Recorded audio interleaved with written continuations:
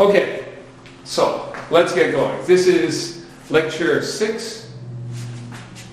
I will shut that door as well.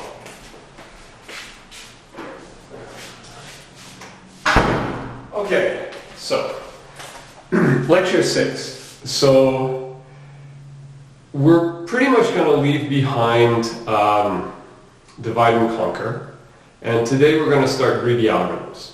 So we're going to start with a really beautiful problem. Okay, so actually I'm going to explain the problem a bit to you to get you into this, and then we're going to just go back and finish it. As a warm-up exercise, we're going to do a greedy algorithm that involves something from merge sort. So just as a warm-up to, because we've seen that in the divide and conquer. Don't worry if you haven't seen the lecture 5, because all you need to remember is how merge sort works. Actually, you just need to know what it means to merge two sorted lists. Okay, so this is a bit close. I feel intimidated. The camera is like right there. So the problem we're going to start off with, talking about greedy algorithms, is Huffman coding, which is in the book. It has a great history. So in 1948, Claude Shannon invented information theory. So before Shannon, there wasn't a way to really quantify information. And so you sort of knew that something had more information than something else, but you didn't really know what that meant. You couldn't measure it, you couldn't work with it. It was sort of more philosophy than mathematics. And so Shannon gave a unit of information. He defined a unit of information, which is now, it's a binary digit. It's the uncertainty, the information you get from the outcome of a fair coin flip. It's a binary digit, right? Because a fair coin flip can be 0 or 1, heads or tails.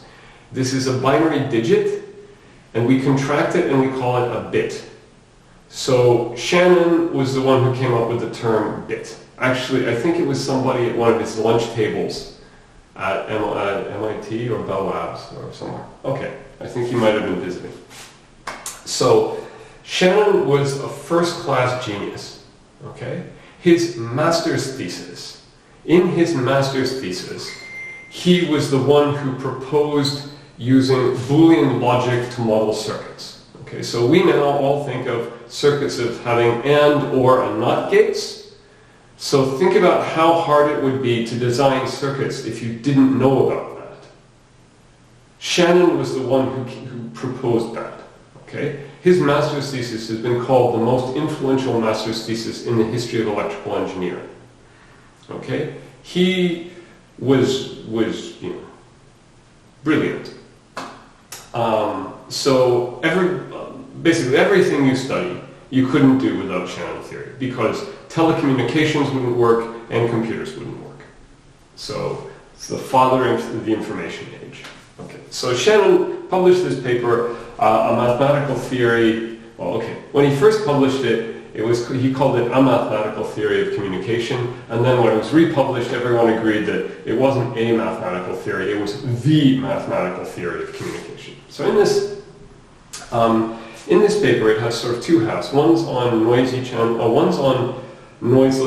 and one's on noisy channels. The part we're interested in is noiseless and data compression, lossless data compression. Okay? Don't worry, this is not really, you do not have to know this. Okay, this is just to give you some historical context.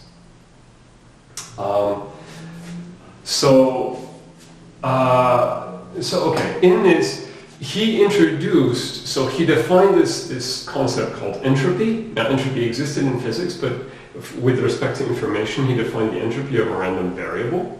And then he showed that you could build what's called a prefix-free code, given a probability distribution according to which a random variable takes on its value. You can build a prefix-free code to send one of those values. And he showed that the entropy, you could never beat the entropy, you could never get a prefix-free code such that the expected code word length was less than the entropy. And he gave a construction that showed that you could get to within the entropy plus 1. for the expected code word length. Okay? But his construction did not give you an optimal code.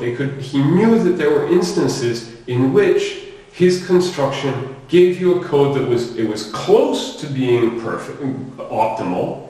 It was always within one of optimal because it was within one of the entropy, and the entropy was a lower bound, but it didn't actually give you the optimal. So that was in 1948. Everyone was really excited. So they started almost right away. They started teaching classes about this new theory at MIT because they knew it was going to be a big deal. So there was a class by a guy called Richard Fano? I'm not sure what his first name was. And in that class, so I think this was a master's course, there was a student called David Huffman. And Fano said, well, you can either, MIT is like a, pretty demanding place. So he said, okay, you're either going to write the final, or here's a list of open questions, because this field just started. Here's a list of open questions. If you answer one of these, you're excused from the final and you pass the course. I'm tempted to do that, but I haven't got a list of questions like that. I could come up with them if people want. Huffman didn't want to write the final, so the night before the final, he was trying to answer this question. How do you build an optimal prefix-free code given a distribution, given a probability distribution? In polynomial time, how do you build an optimal prefix-free code? Okay? We're going to see that today. We're going to see his algorithm. Now remember, this was an open question that Shannon couldn't close. It's fun. I mean, Huffman's algorithm is cited, it's used, it's very cool.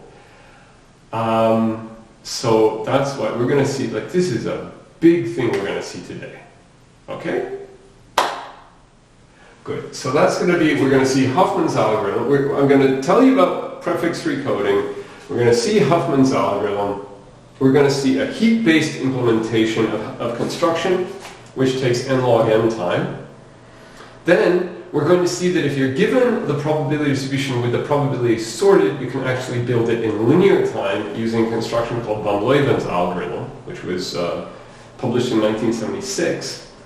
And if we have time, I can tell you, there's a way that people always present Huffman's algorithm, Huffman codes as being used, and then there's how they're actually used in practice. If we have like 10 minutes at the end, I'll tell you about that. Okay? Any questions so far? But first, I'm going to tell you, as a warm-up exercise, we're going to consider how to merge unequal length lists for merge sort. Okay? Questions so far? Nothing. Reza's going to have a really easy time. Okay. Well, I'm going to have questions for you, because the best way to learn is active learning. So, when I need a break and I want to drink my tea, I'm going to ask you questions and make you come up with the algorithm. Don't worry, this is why we're doing this warm-up exercise first. So, remember merge sort. You have an unsorted array, and you cut it in half, and you recursively sort the two subarrays. So I have the array, I cut it in half, and I give one half to Corey and one half to Drew, and I say, Corey, you sort this half, Drew, you sort that half, and Corey says, okay, how am I going to do that? Well, I'm going to cut it in half, and then I'm going to give one half to Liam, and these are the only names I can see, so I can switch over and see the whole list of people. And the other half to, and now it's in alphabetical order, so and the other half to Ali, and then Liam will take one half. Okay, so if you've heard that joke about you are a sergeant and you have you are a captain and you have a sergeant and a private and a mule and a shovel and a flagpole, and you want to put the flagpole up. You want to, how do you do it? And the punchline is you say, Sergeant, get that flagpole up. Okay? So it's like, I have the array, my part of the work is I cut it in half, and then I give it to Corey and Drew, and I say, okay, sort those. Okay, so they go off, they do their recursive sorting, however they want to do it, and then they come back, and when they have those sorted, then it's my job again. I take these two arrays, which have been magically sorted by recursion. Okay, so actually what happens is they take it and split it. They take it, then they give it to other people. Those people take them and split them, and it keeps going until it gets down to one element. One element is trivially sorted, and so the last person just gets one element and gives it back. Okay, because that is now a sorted list. And then, okay, so these people sort them and sort them and sort them and sort them, and it comes back to me. And then what is my task? I have to take these two lists and merge them. How do you, well, we went over this in the last lecture. How do you do this? Well, you have the two lists. You can think of them as sort of two queues, stacks, it doesn't matter. Two lists. Okay, so I look at the things at the head of the lists. Whichever is smaller, I take it. So, okay, I have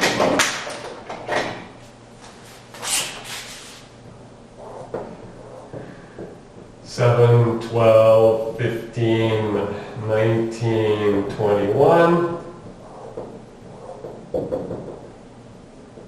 9, 12, 17, 18, 20, oops, 22, 25, whatever.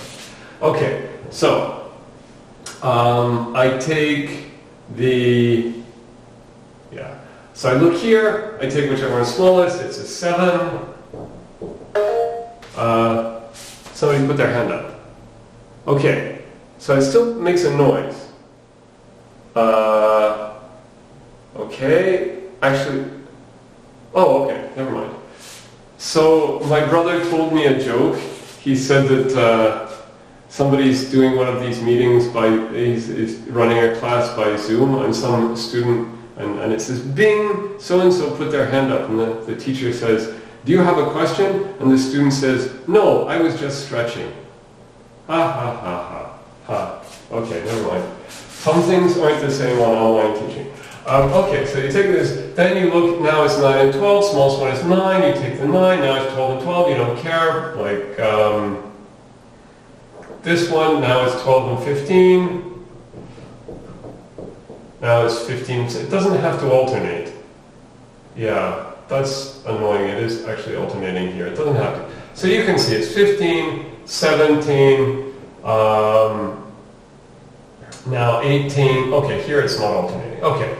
So right, how many comparisons do I need to merge this? Well, if I have if I have two lists of length n over 2, for every time I do a comparison, I take one of the elements away. So I'm going to do about n comparisons, so it's going to take me linear time. Now, in general, more interestingly, suppose that I have a smaller class or something like that, and so at some point, it gets to, I give it to somebody, I give it to Corey and Drew, and Corey gives it to people, and now it gets to somebody at some point who missed the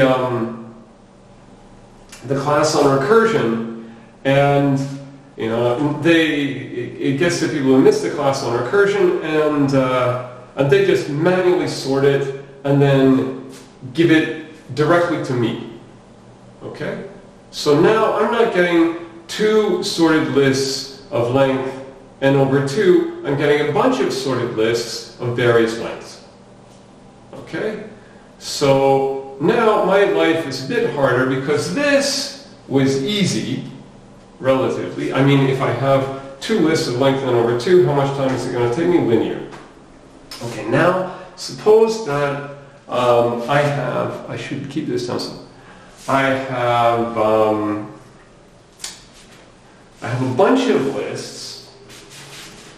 Now, as I said, I think the camera's resolution, the video on this little camera is not as good as I want that to go away.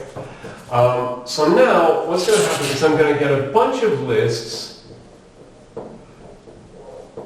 which are sorted, but they're all different lengths. Okay? Probably some students, I think Leon had some question about something. Can you answer? Rather than using a 2-finger algorithm, would be something like a 5 over n finger algorithm. Well, let's suppose that, yes, okay, yes, you could do it that way. You could have like,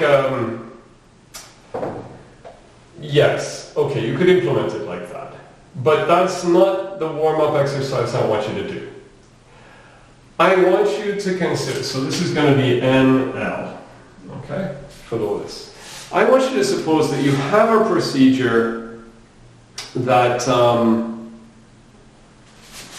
you have a procedure which merges two sorted lists and of length Ni and Nj, and it does it in time theta, big theta, remember big theta, Ni plus Nj. So,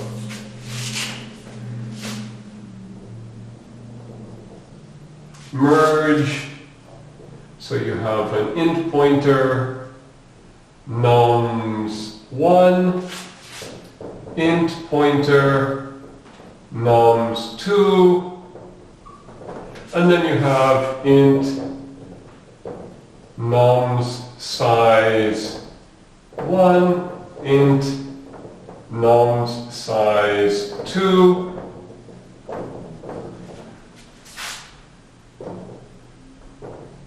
merges sorted arrays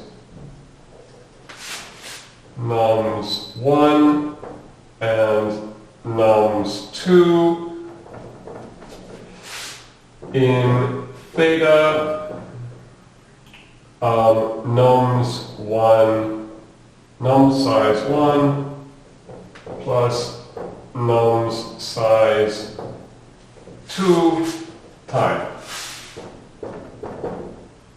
Okay? Problem clear? Reza, that was good. Thank you. Problem is clear. Okay? So, now my life is not so easy because I don't just merge two things. I have to think about how to do this.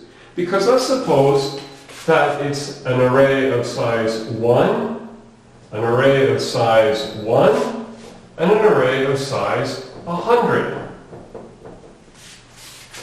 Well, if this is going to take me time, merging two lists takes me time proportional to this total length of the lists. If I merge 1 and 100, that takes me time 101. And then if I merge 1 and 101, that takes me time 102. And so the total time I've spent is 203. Whereas if I had done it, okay, so this, if I merge 1 and 100 and then 1 in the result, 203,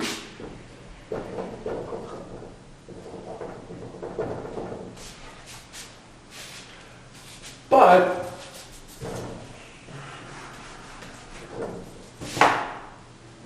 if I merge 1 and 1, total time 2, and then I merge 100 and 2, I get 102, which is only a little bit more than half the time. So, okay. Now in this case, these are the only two possibilities, right? Because if you look at it, my merging procedure I can represent it as a strict binary tree. A strict binary tree, every internal node has exactly 2 children. Okay? So there are only 2 strict binary trees. I mean, the order up here doesn't matter.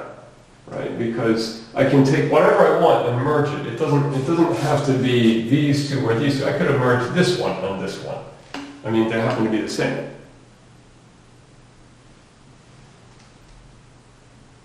Wait, what's wrong? 101 and 102. Yes, that was the case. So in the case I merged these two, it was 101, and then I would merge this one in. Okay. You add the total time of each one. Oh, okay. Sorry. Yes. Reza, come on! You have to know people are asking things. Okay, but they actually resolve them themselves, which is even better. Okay, don't worry. It's good. Yes, actually, this is good. Give them a chance to resolve it themselves. This promotes active learning. I took this course in April. I took a course on online teaching, and so I'm full of buzzwords at the moment. I don't know if it helps, but okay. So is the problem clear? Okay, so that's, if there are only three things, if there are only three lists, this is easy. But if there are 100 lists, then I want to come up with a merging procedure such that I spend the least possible time. Okay, merging. So that people understand. Does anybody not understand? Also, I have to tell you, a few years ago, I was teaching this I was teaching an intensive summer course. It was 5 hours a day for like 3 weeks in Spain. And it was PhDs, and there was one guy who's a professor of mathematics from Chile. And I knew he was, I think he's associate professor of math in Chile. I knew he was a professor. And what I didn't know was he's very, very precise. And so if you make a mistake on the board, he will assume that it's not a mistake. He will assume that he hasn't understood something. I didn't know that. So one time I was explaining something on the board, and they were recording this. I can give you the link, and you can watch it on the video in the Spanish university. It's in English though. And so I did this thing on the board, and I turned around. I said, so does anyone not understand? And he put his hand up, and I forgot it was being recorded. So I said, are you kidding? Which is not what you're supposed to say when you say, does anybody not understand? And then somebody actually raises their hand. Don't worry, I won't say that this time. It was only because I thought he was a professor, and I thought that what I just explained, the thing was, I had actually forgotten to draw an edge in my graph on the board. And he didn't understand why that edge was missing. And it was because I had forgotten it. But I didn't know that, so I just assumed he was kidding me. I really thought he was kidding. Okay. I hope Dal never finds out about that. I hope nobody from Dal, you're from Dal. You can watch these videos. I hope the faculty doesn't. You're from the faculty as well, but I hope Christian doesn't watch this. Okay. So, the problem. Does anyone not understand the problem?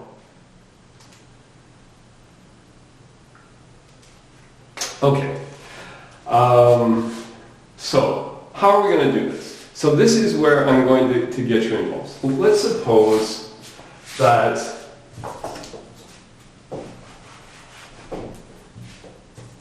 let's give you some specific numbers.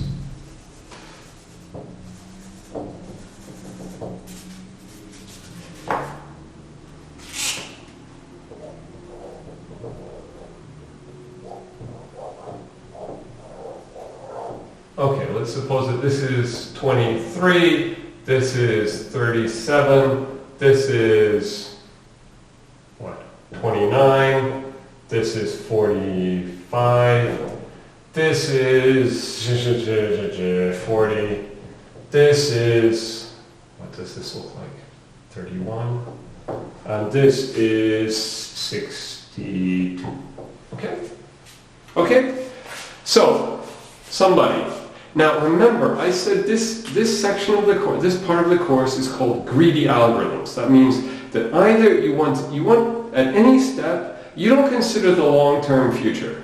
You just think, what do I do now to either maximize my gain or minimize my pain? Okay? So, and then you do that thing. And then most of the difficulty is either, well, usually there's a sorting step at the beginning. And there is actually a sorting step here, which you have to discover. Okay, yeah, so there is a sorting step. Which is giving you a hint. And then you have to think, okay, how do I do that? And then what do I do to sort of minimize my pain, maximize my gain? And then you do it, and then most of the suffering is proving that doing this repeatedly gives you an optimal solution. Okay? But I want you to remember that it's not, sometimes it's very hard to figure out what is the next thing you do to minimize your pain. Sometimes it's really hard to figure out what the sorting step should be. What do you sort by? In the tutorial, your TAs will go over something. The first question they go over, it will be easy to figure out how do you maximize your gain. In the second question, it's not so easy, but you'll get some practice. Here, now I need somebody to suggest, what do I do? So I have this procedure. I'm going to run this procedure and I'm going to do a merge. Take the shortest two lists. Yes, okay, this is going to be, so I'm going to sort these lists by length. This is where the sorting step comes in. And then the two shortest ones here are 23 and 29. And I'm going to merge these. And I'm going to get a list of length 52. Right? Now actually, now I can forget about where that list of length 52 came from, right? Because now I have this terrible memory. I don't care how I got that sorted list of length 52 because it doesn't matter anymore. I just have a smaller problem of the same type. Okay? So really, these things I can almost forget about for the moment. Almost. Okay. So now I'm just faced with the same problem, but now I have 1, 2, 3, 4, 5, 6 lists instead of 7, and this one is new. Okay. So now I would take which are the now what would I do? Well, we do this recursively. I take the next two smallest, which is 31 and 37. Okay. And I get 68. So, this is an algorithm, right? Everyone's happy? This is our algorithm. This is what we're going to do. Anyone want to change it? Okay. I'm not seeing a lot of participation. So, the problem, I wish I could make it randomly sort your names. Because if I go to the list, then you're in, okay, so it seems lots of people are happy. If I go to the list, so in the classroom, I used to be able to pick around, I think there were 10 rows. So I was like, okay, now I want somebody from the 7th row to answer. Okay, so, but now I can't really pick randomly because it's just going to hit the people with names that start with A, B, and C. Okay, so we have this algorithm. Now, this is the tricky part with greedy algorithms. How do you show that this algorithm is optimal? Okay? So this is our algorithm. So in particular, wait, who suggested merging it was Alan. Okay.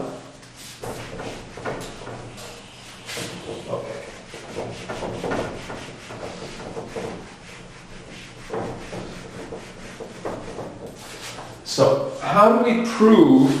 Now, we don't have to care